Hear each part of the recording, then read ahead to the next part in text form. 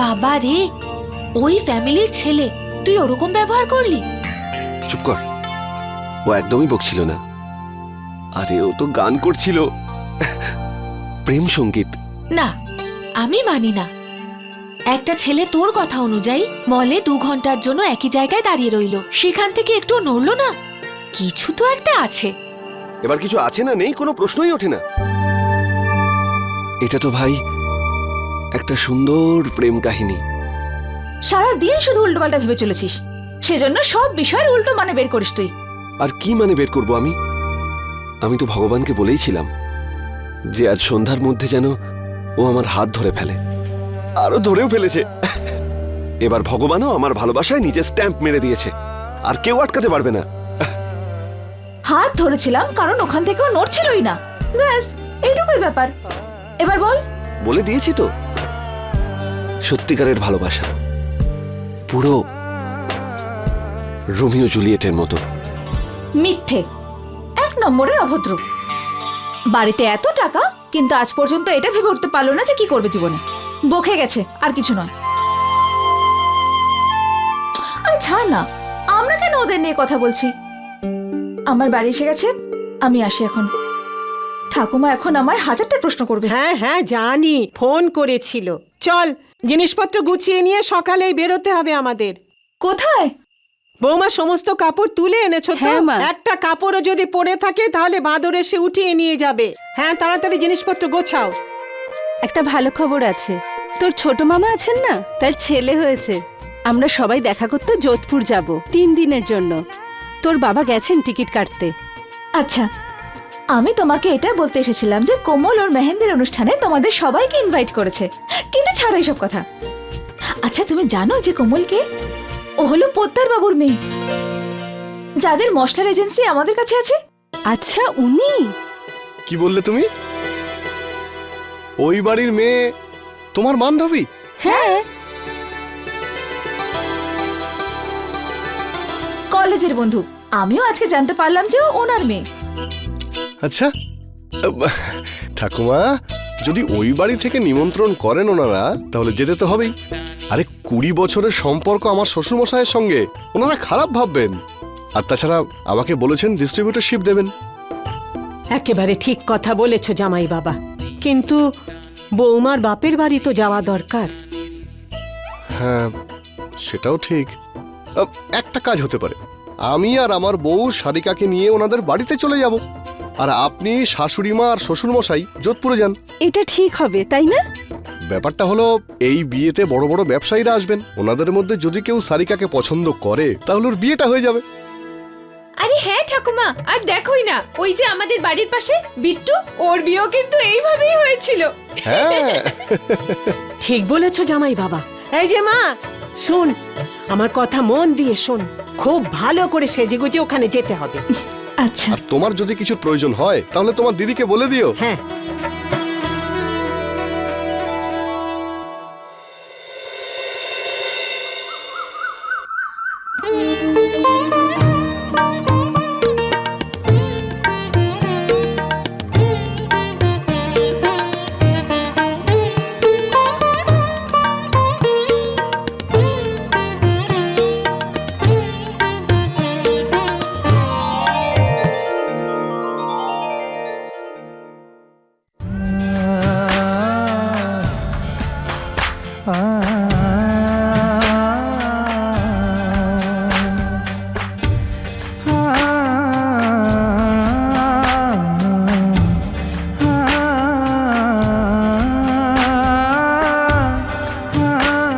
এসে গেছে তোর বৌদি।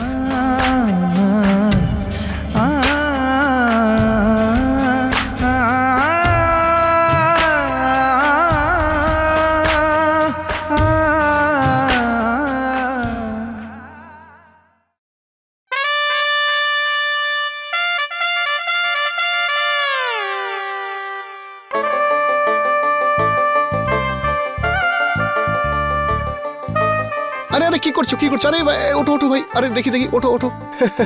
আরে ওঠো। আরে মুখটা তো দেখাও, হ্যাঁ মুখটা দেখাও দেখি। আরে দেখি মুখটা।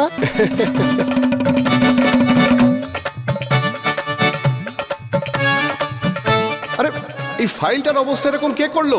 কিছু না জামাইবাবু, ওর হাত থেকে জলের গ্লাস পড়ে গেল আর ফাইল ভিজে গেল। হ্যাঁ, কিন্তু জলটা ভুল করে পড়েছে। আর এখন ফাইল একদম ঠিক, দেখুন ফাইল একদম ফিট।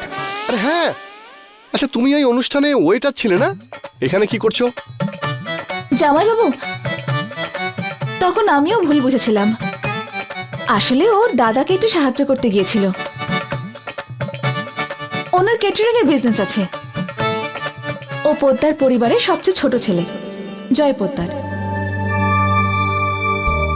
আচ্ছা, এই বাড়ির ছোট ছেলে? আরে বাহ!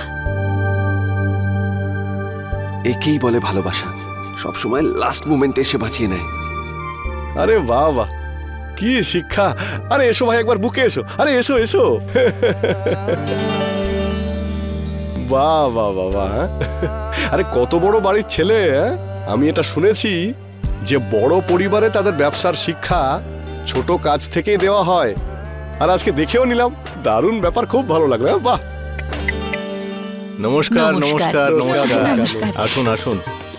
আরে বেঁচে ঠিক আছে। উনি আমার জামাইবাবু আর ও আমার দিদি। মা বাবা আসতে পারেনি, ওদের একটা জায়গায় যাওয়ার আছে। আপনারা ইনভাইট করেছেন তো কাউকে না কাউকে আসতেই হতো, তাই আমরা চলে এলাম।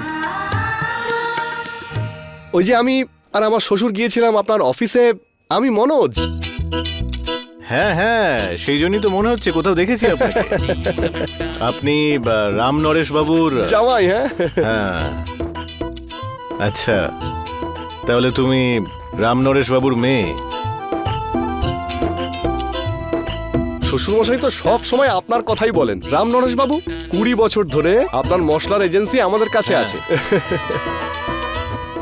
আসুন, মেহেন্দি পরবার জন্য সব মহিলারা ওইদিকে বসেছে। হ্যাঁ হ্যাঁ, যাও যাও, তোমরা যাও যাও। এসো। হ্যাঁ, এসো। আসুন মনোজ বাবু। দেখুন, খুব ইচ্ছে ছিল আপনার সঙ্গে দেখা করার। হ্যাঁ।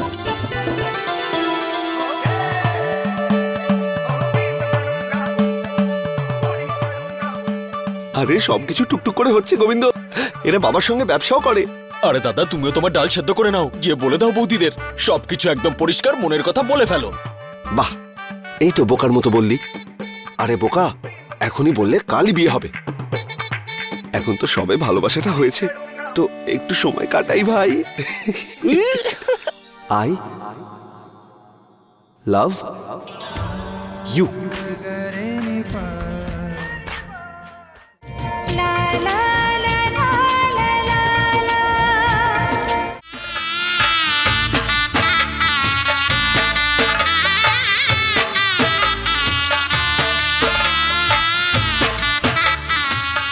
আয়োজন তো আপনি খুব ভালো করেছেন।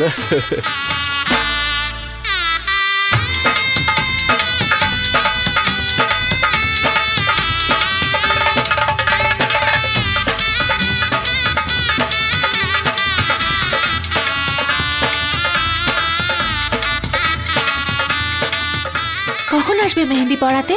কখন থেকে স্টার্ট হবে? এই তো চলেই আসবে।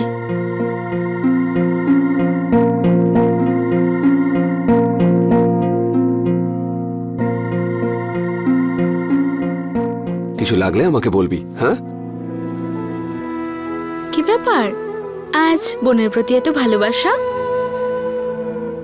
কিছুদিন পরে তো এই বাড়ি থেকে চলে যাবি। তখন কে আমাকে সকালে উঠাবে? কে আমাকে চা খাওয়াবে? ভীষণ মিস করবো তোকে।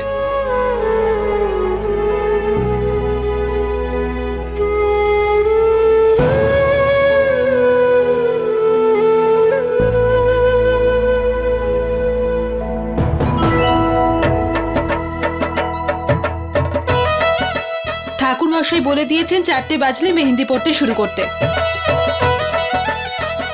মেহেন্দি কে পড়াবে?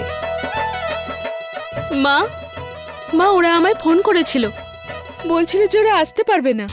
কেন? ওই নাকি সিঁড়ি থেকে পড়ে গিয়ে ওর হাত ভেঙে গেছে।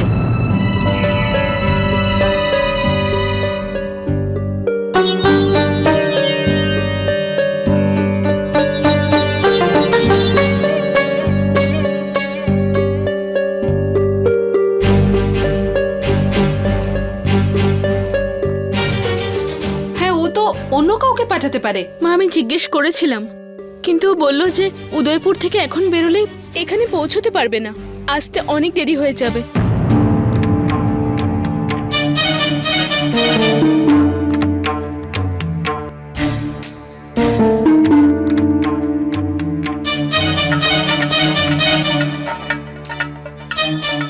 গরিমা, নাম্বার বলো।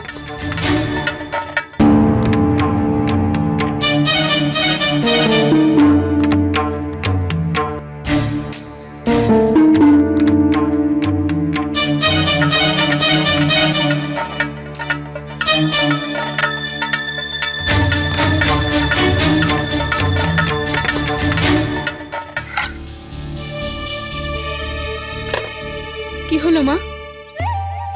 বিয়ের দিন আজ, কেউ তো খালি নেই আজ জয়পুরে।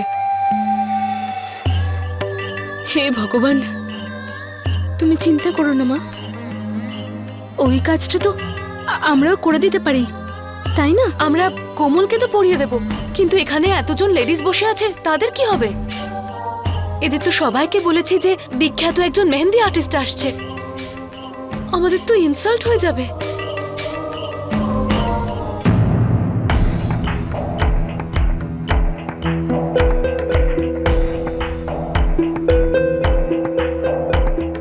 কিচ্ছু ঠিক হচ্ছে না, বিয়ে এত তাড়াতাড়ি ঠিক হয়ে গেল, শপিং এরও সময় পেলাম না, আর এখন এই সব।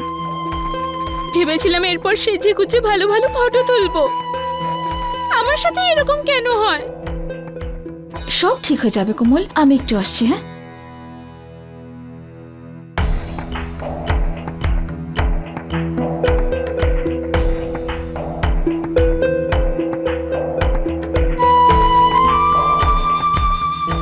আচ্ছা ঠিক আছে। আন্টি যদি আপনি বলেন তাহলে আমি কোমলকে মেহেন্দি পরিয়ে দিই। হ্যাঁ আন্টি, ও খুব ভালো মেহেন্দি পরায়, ও তো শিখেছে। দেখো, শুধু কোমলকেই তো নয়, 40-50 জন আছে, সবাই তো মেহেন্দি পরবে, তুমি কি করে পারবে একা একা? আরেকটা আইডিয়া আছে, আমি যেখানে মেহেন্দি শিখেছি সেখানকার মেয়েদের ডাকা যেতে পারে, যদি কেউ আমার সাথে যায় তাহলে, কারণ কোচিং ক্লাস অনেক দূরে। তুমি সত্যি করতে পারবে? আন্টি যদি চেষ্টা সৎ মনে করা যায় তাহলে সফল হবে। তাহলে এক কাজ করো, তুমি ড্রাইভারের সাথে আমাদের গাড়ি নিয়ে যাও। শিখা, কিন্তু আমাদের সব গাড়িগুলো তো বিয়ের কাজের জন্য ব্যস্ত। শুধু একটাই গাড়ি আছে, দাদুর পুরনো গাড়িটা, কিন্তু ওই গাড়ি অন্য কাউকে দেয় না, শুধু আমাকেই দেয়। আমি যাব? হ্যাঁ ঠাকুরপো, এটা একদম ঠিক হবে, তুমি সারিকাকে নিয়ে যাও আর বৌদি, বাকি। আমি সব বুঝে গেছি। চলো চলো চলো চলো চলো চলো চলো, এসো। তুইও আমার সাথে আয়। হ্যাঁ হ্যাঁ। আরে তুমি কোথায় যাচ্ছ? কি? যেও না। কেন? না, এতজন গেলে আবার তাদের গাড়িতে করে আনতে হবে, তাই না? যদি তুমি যাও তাহলে সিট থাকবে না। আমিও যাচ্ছি না। ঠিক আছে, তুই যা।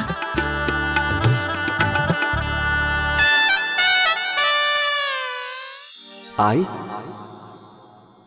love you.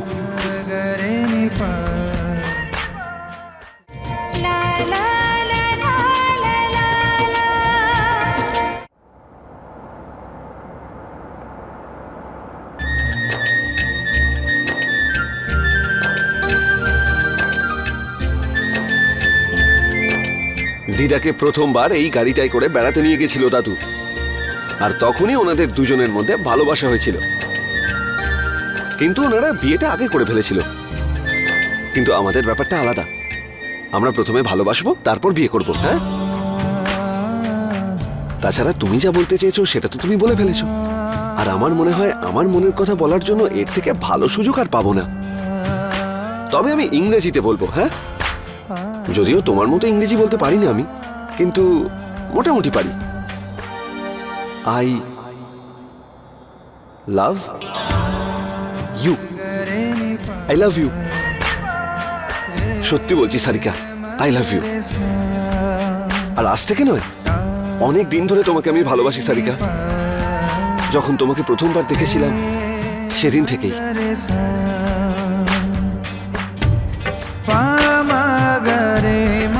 কি হলো, কিছু বলবে নাকি এভাবেই ঘুরে ঘুরে দেখতে থাকবে? হ্যাঁ,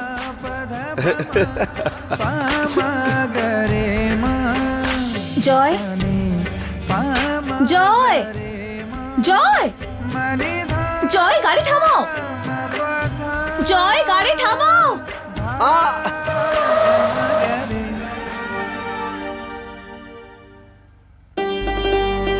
গাড়ি চালাচ্ছিলে নাকি ঘুমোচ্ছিলে?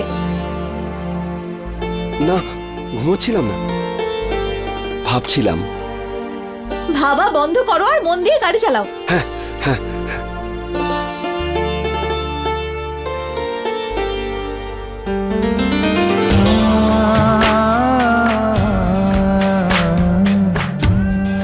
ও তো পুরোপুরি আমার জন্য পাগল হয়ে গেছে, কিন্তু এত তাড়াতাড়ি নয় সারিকা। ভালোবাসার মজা আস্তে আস্তে।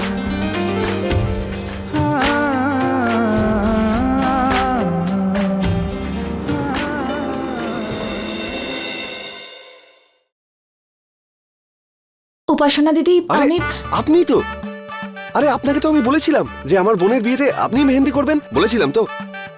চলুন। বলেছিলে কিন্তু বায়না করনি, একটু রিকোয়েস্ট করো। শুনুন না, একটা কথা বলি, প্লিজ আসুন না। আপনি যা চাইবেন আপনি সেটাই পাবেন, প্লিজ আসুন। কিন্তু আমি একা গিয়ে কি করব? এখানে যারা মেহেন্দি পড়ায় তারা সবাই তো কোনো না কোনো বিয়েতে চলে গেছে, কেউ আজকে খালি নেই।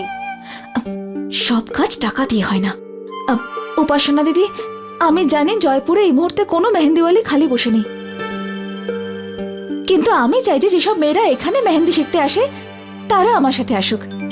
আপনি চাইলে আমি ওদের সাথে কথা বলি। যদি ওরা যেতে চায় তাতে আমার কোনো আপত্তি নেই। ঠিক আছে।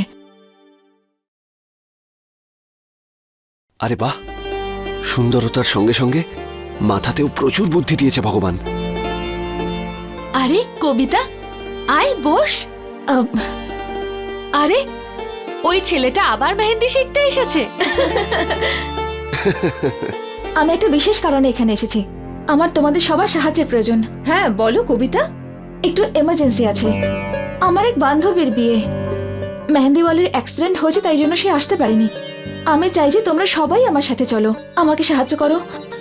ওখানে অনেক গেস্ট এসেছেন, সবাইকে মেহেন্দি পড়াতে হবে। প্লিজ তোমরা আমার সাথে চলো। আমি গাড়িও নিয়ে এসেছি আমার দাদুর। কবিতা, এটা কি বলছো? এইভাবে কারো বাড়িতে গিয়ে কাউকে মেহেন্দি পরানো? না না, আমরা তোমার সঙ্গে যেতে পারবো না।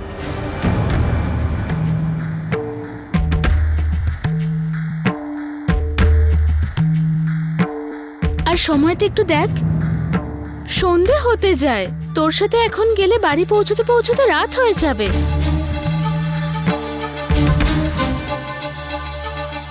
আমাদের বাড়ির লোক আমাদের এখানে নিজেদের শখ পূরণ করতে পাঠায়, কারোর বাড়িতে গিয়ে মেহেন্দি পরানোর জন্য নয়।